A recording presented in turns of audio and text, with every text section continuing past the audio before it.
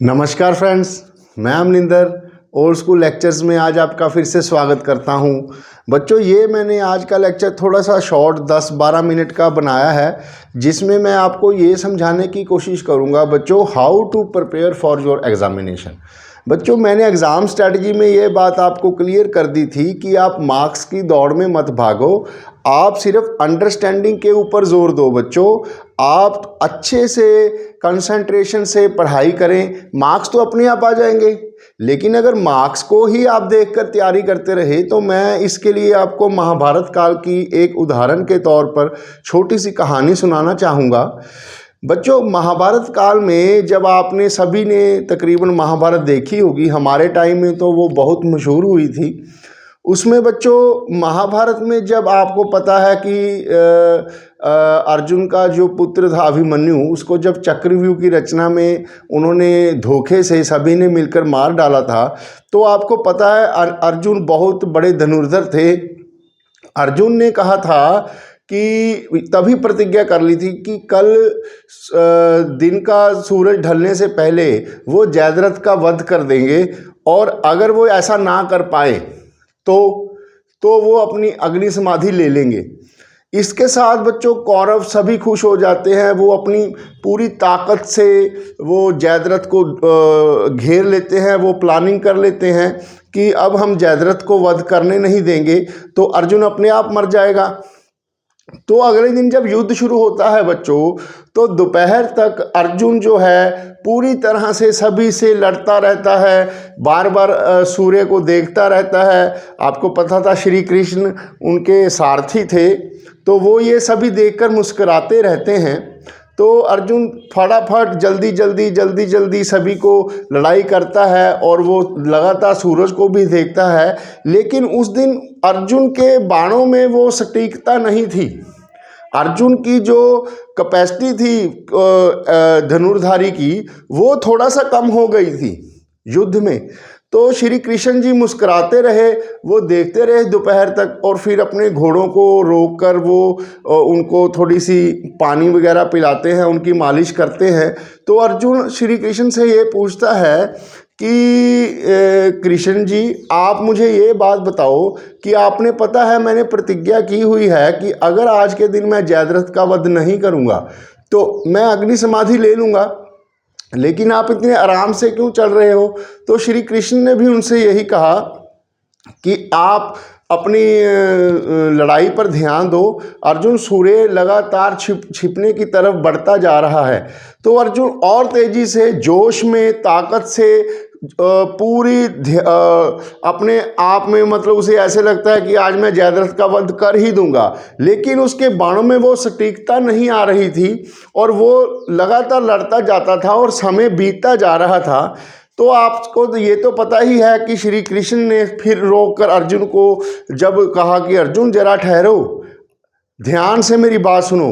जब अर्जुन ने कृष्ण से कहा कि आप क्यों ऐसे आराम से रथ को चलाते जा रहे हो, ऐसे तो सूरज छुप जाएगा, मुझे अग्नि समाधि लेनी पड़ जाएगी।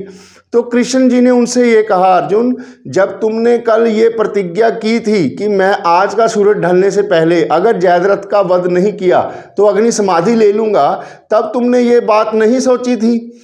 आज सारा दिन, आज तुम्हारा ध्यान युद्ध में अपने लक्ष्य से हटकर उस सूर्य की तरफ ही देखता रहा, और जिसकी वजह से तुम्हारे बाणों की सटीकता, तुम्हारे अंदर जो एकाग्रता थी वो कम होने लगी, और तुम थोड़ा सा पीछे हटके हार की तरफ बढ़ने लगे, और लगने लग रहा है कि तुम सूरज ढलने से पहले जयद्रथ का वध नहीं कर पाओगे। तो कहने का मतलब ये है बच्चों कि आपका लक्ष्य है अच्छी क्वालिटी स्टडी करना।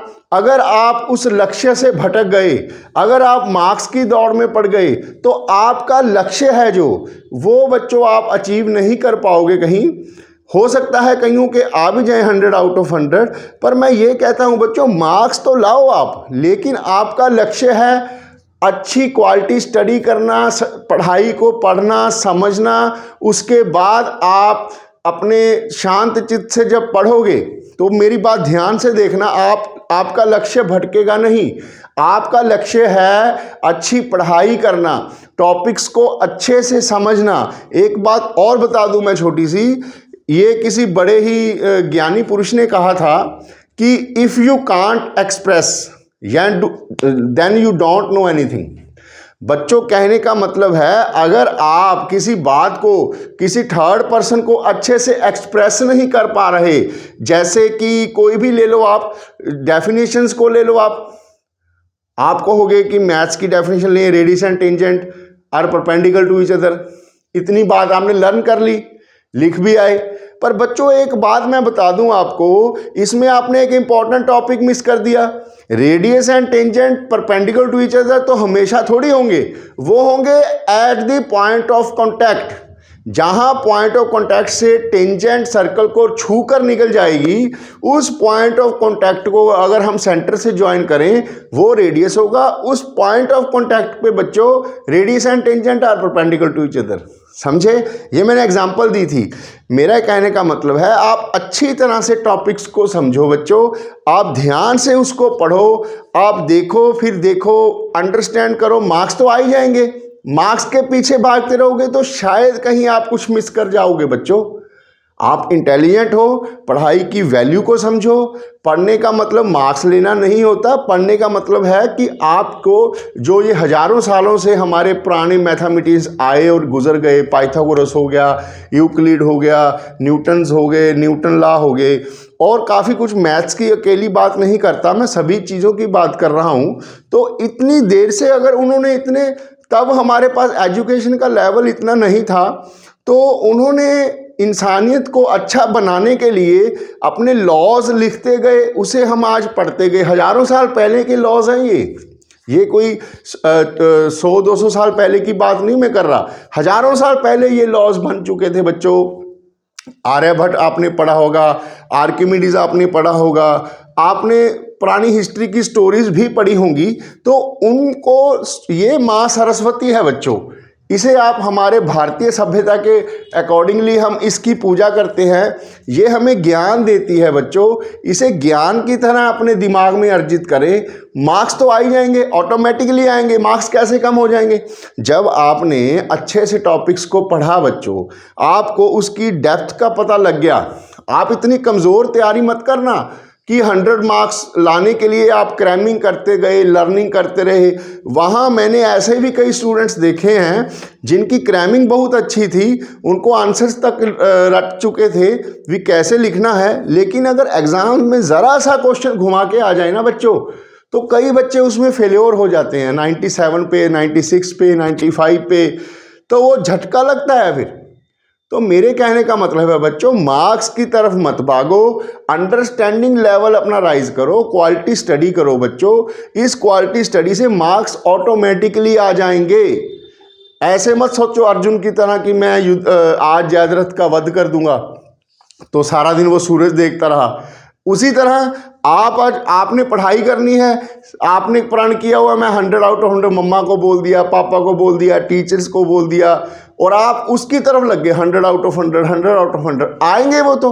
लेकिन आप लक्ष्य से मत भटको। आपका लक्ष्य है पढ़ाई करना, क्वालिटी से पढ़ाई करें बच्चे, अच्छी तरह से समझो उस बात को। मार्क्स तो आएंगे, मार्क्स अपने आप आएंगे, लेकिन मार्क्स लाना आपका लक्ष्य नहीं है बच्चों। आपका लक्ष्य है अच्छे से पढ़ाई करना, क्वालिटी स्टडी करना। मार्क्स अपने आप आएंगे, प्रेशर ना क्रिएट करना अपने माइंड पे, मार्क्स लाने हैं, मार्क्स लाने हैं, मार्क्स लाने हैं। उन बच्चों को भी मत देखो आप जिनके 100 आउट ऑफ 100 आ जाते हैं बच्चों। कईयों की नेचुरल एबिलिटी भी तो होती है, कई एडवांस में पहले ही कुछ नेचुरल कुदरती तौर पर बच्चों का दिमाग भी ऐसा होता है। कुछ बच्चे आसानी से चीज़ को समझ लेते हैं, ग्रास्प कर लेते हैं, और उसके बाद उनके मार्क्स भी आ जाते हैं। किन्हीं बच्चों की लर्निंग अच्छी क्वालिटी की होगी, लेकिन जो एवरेज बच्चे हैं बच्चों, उनके मार्क्स भी 100 आउट ऑफ 100 आ सकते हैं। मेरी बात ध्यान से समझना, उनके 100 आउट ऑफ 100 मार्क्स आ सकते हैं, लेकिन वो इस प्रेशर की वजह से अपने लक्ष्य से पीछे हो जाते हैं। क्यों? क्योंकि उनका टारगेट हो गया 100 आउट ऑफ 100, जिसकी वजह से वो पढ़ाई की क्वालिटी डिक्रीज करने लग गए बच्चों, शॉर्ट फॉर्म में पढ़ने लग गए। एग्जाम्स में अगर कोई क्वेश्चन ज़रा सा घुमाकर आ गया, वहीं पर वो उलझ जाएंगे।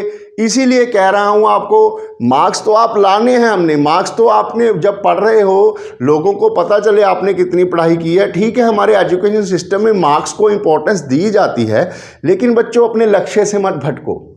अभी पढ़ने का टाइम है, छोटी क्लास है आपकी, इसके बाद आप जब मैथ्स करोगे हायर क्लासेस में, फिजिक्स केमिस्ट्री बायो करोगे हायर क्लासेस में, तब आपको पता लगेगा कि आप कितने छोटे लेवल पर पढ़ाई कर रहे थे 10वीं में।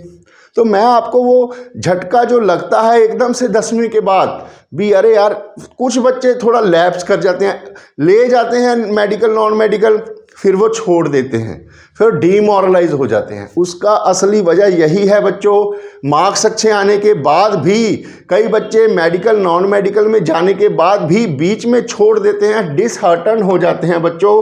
क्यों? तब वो टाइम भी नहीं होता, तब टीचर्स भी इतने आपको नहीं मिलेंगे अच्छे।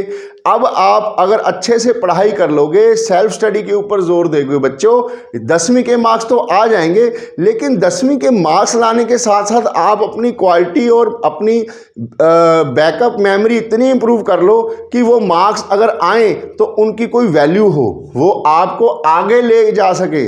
10वीं तो छोटा सा सीढ़ी है आपकी जो आपने चढ़ी है। अब आप इसके बाद जो अच्छे अच्छे कोई टारगेट्स अचीव करोगे, उसके लिए आपको बच्चों बेस बनानी पड़ेगी। मार्क्स के साथ साथ बेस बनाने की सोचें, पढ़ाई को अच्छी तरह से समझने की सोचें। मार्क्स आ जाएंगे, लेकिन मार्क्स लाना हमारा लक्ष्य नहीं है बच्चों, हमारा लक्ष्य है क्वालिटी स्टडी करना। थैंक यू बच्चों, please do share, like and subscribe.